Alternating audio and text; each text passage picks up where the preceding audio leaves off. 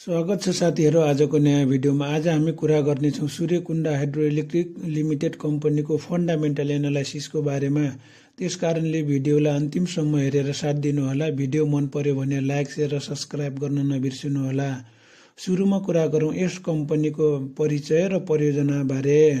Suryakund hydroelectric लिमिटेडले upper टडी खोला hydro power project नामक 11 megawatt क्षमताको जलविद्युत आयोजना निर्माण गरी सञ्चालनमा ल्याएको छ।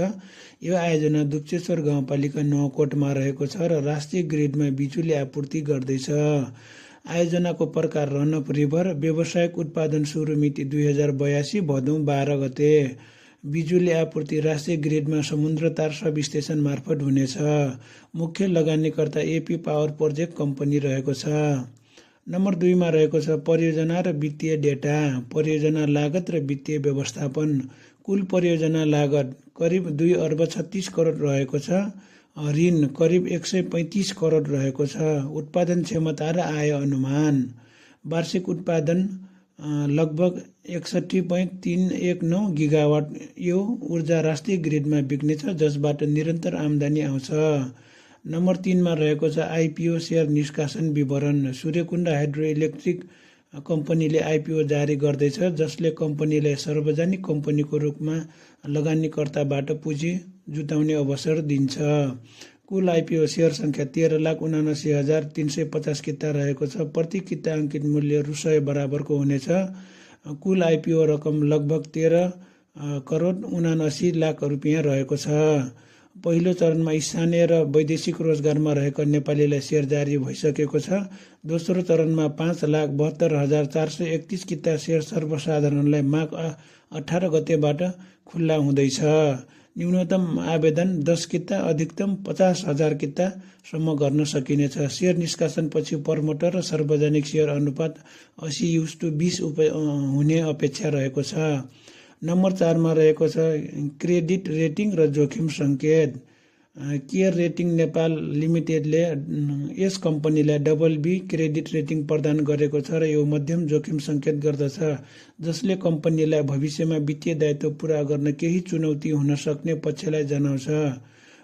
रेटिङ मध्यम जोखिममा हुने कारणहरू परियोजना निर्माण ढिलाइ जोखिम, ऋण, जलविद्युत परियोजनामा मौसमी प्रवाह जोखिम, शक्ति निकास वा केही चुनौतीहरू। नम्बर 5 मा रहेको छ लगानी र आय सम्भाव्यता। पेटेन्ट वित्तीय विवरण जस्तै नेटवर्थ EPS सार्वजनिक रूपमा उपलब्ध नभए तापनि प्रोजेक्ट लेभल इकोनोमिक्स यस प्रकार रहेको छ। रिटर्न अफ इक्विटी लगभग 13.29% रहेको छ। सिम्पल पेब्याक पिरियड लगभग 7.71 वर्ष रहेको छ। इन्टरनल रेट अफ रिटर्न 11.76 रहेको छ।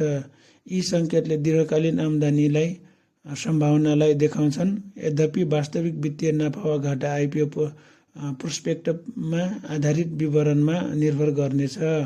सबल र जोखिम पक्षहरू। सबल पक्षहरू दीर्घकालीन ऊर्जा परियोजना राष्ट्रिय ग्रिडमा 11 मेगावाटको निरन्तर उत्पादन, उच्च ऊर्जा मागका कारण दीर्घकालीन आम्दानी सम्भावना।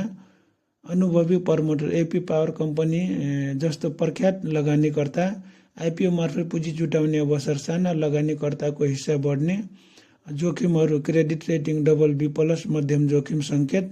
जलविद्युतको मौसमी निर्भरता, नदीको बहाव अनुसार उत्पादनमा तलमाथि हुन सक्ने। लामो समय अवधिको पुँजी फिर्ता, हाइड्रो पावर प्रोजेक्टमा पुँजी फर्किन वर्षौँ लाग्ने देखिन्छ। तरलता जोखिम रहेको छ।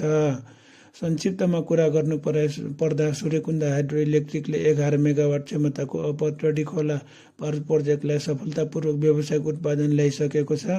आइपिओ मार्फत लगानीकर्तालाई ठूलो हिस्सा प्रस्ताव गरिनेछ जसले कम्पनीलाई थप पुँजी जुटाउन सहयोग पुर्याउनेछ। मध्यम जोखिम क्रेडिट रेटिङ र जलविद्युतको मौसमी जोखिमलाई ध्यानमा राख्दै यो कम्पनी लगानी दीर्घकालीन दृष्टिकोणले उपयुक्त मानिन्छ र यस कम्पनीमा आइपिओ भर्दा पनि खासै जोखिम देखिँदैन। त्यसकारणले यो कम्पनीमा 10 किता आइपिओ भर्दा खासै फरक पर्दैन। भिडियोलाई अन्तिमसम्म हेरेर साथ दिनुभएकोमा सम्पूर्णलाई धेरै धेरै धन्यवाद। भिडियो मन पर्यो भने लाइक, शेयर र सब्स्क्राइब गर्न नबिर्सनुहोला।